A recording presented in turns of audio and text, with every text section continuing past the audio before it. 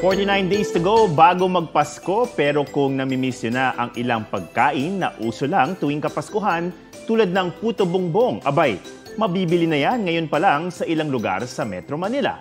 Ni-level up pa nga ang lasa niyan dahil nilagyan ng kakaibang twist at meron ding nag-uumapaw sa toppings. May report si Mai Bermudez. Tuwing simbang gabi lang, mas pinaaga na ang bentahan ng bibingka at puto bumbong sa hilerang ito ng Nicanor Rojas Street sa Marikina. Dinarayo ang puto bumbong dito dahil sa kakaibang toppings nito, tulad ng puto bumbong overload. Cheese, condensed milk, muscovado sugar, at saka nyog po. Kailangan malaki yung bibig. Just one.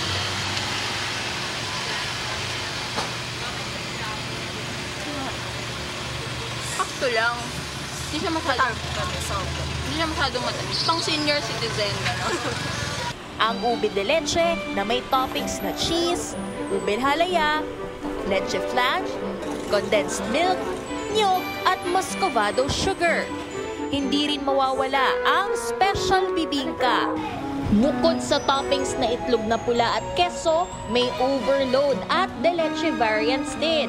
Nagsimula kami sa cheese. Hanggang sa nadagdagan. Pinag-uusapan din sa social media ang bibingka floss sa Taguig. Natin.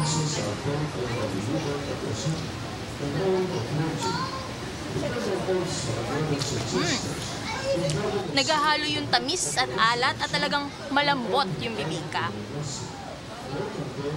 Patok ang kanilang toppings na pork floss at dehydrated pork meat.